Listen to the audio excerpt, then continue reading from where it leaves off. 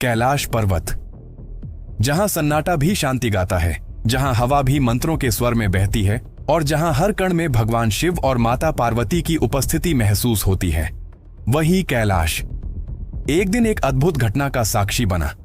एक ऐसी घटना जिसने सृष्टि के संतुलन को हमेशा के लिए बदल दिया। माता पार्वती जी अपने महल में थीं। उन्होंने अपने शरीर से स्नान के लिए उपटन तैयार किया, जिसे हल्दी, चंदन और दिव्य औषधियों से बनाया गया था। जब उन्होंने वह उपटन अपने शरीर पर लगाया तो उनके मन में एक भाव जागा, काश मेरे पास एक ऐसा बालक होता जो मेरा अपना हो, जो मेरे आदेश पर सदा अडिग रहे। यही सोचते सोचते उन्होंने अपने स्नान के उपटन से एक बालक का निर्माण किया। वो बालक देखने में अत्यंत सुंदर, तेजस्वी और मासूम था।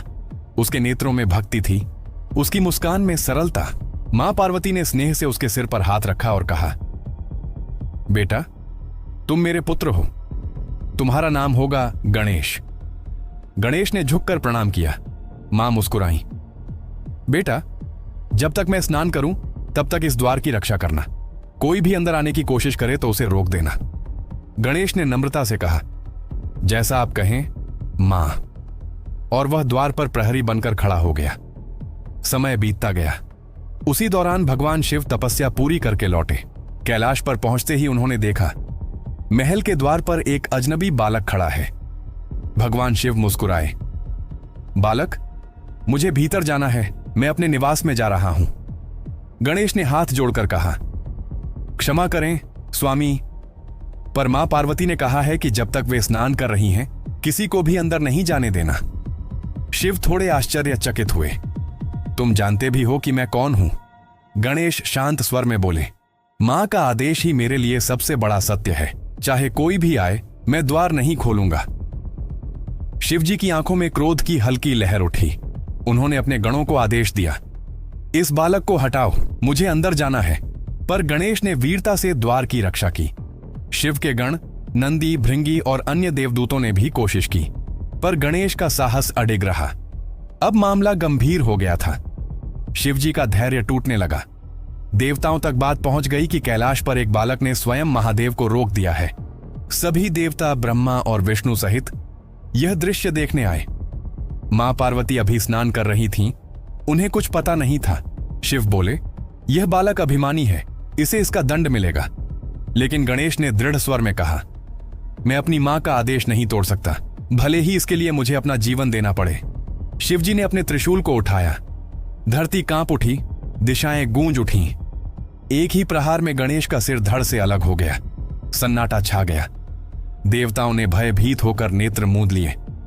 कुछ देर बाद मां पार्वती स्नान से बाहर आईं। उन्होंने देखा उनका पुत्र भूमि पर निश्चल पड़ा है। उनकी चीख से पूरा कैलाश हिल उठा। मेरे पुत्र को किसने मारा? जब सत्य का पता चला तो पार्वती का चेहरा क्रोध से अग्नि समान हो गया। उनकी आंखों से आंसू नहीं, ज्वालाएं निकल रही थीं।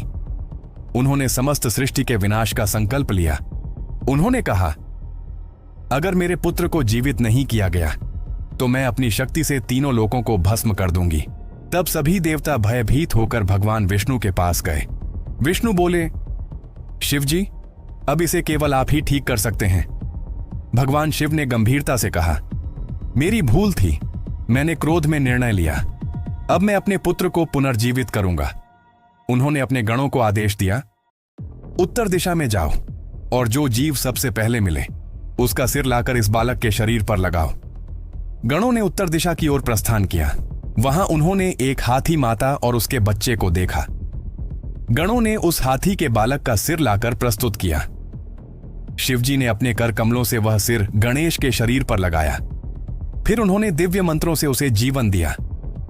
धीरे धीरे गणेश की देह में चेतना लौटी।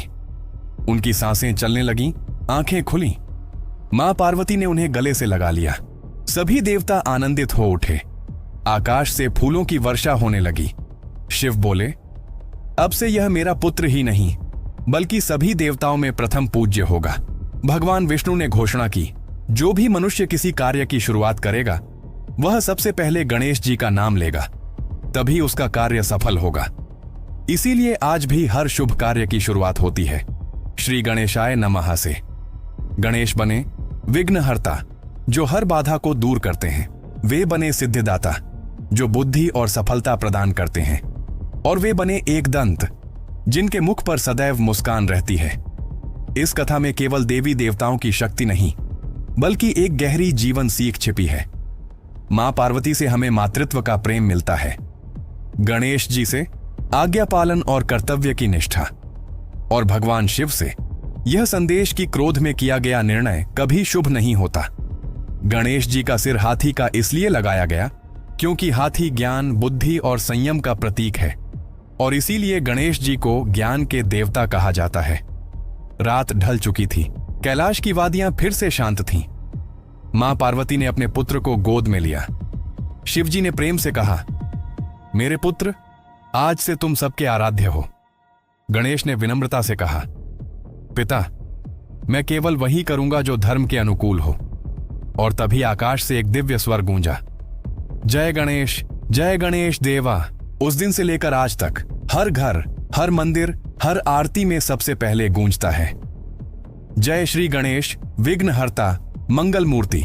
जब भी जीवन में कोई बाधा आए, याद रखना, गणेश सिर्फ देवता नहीं, वो शक्ति है जो हर कठिनाई को अवसर में बदल देती है।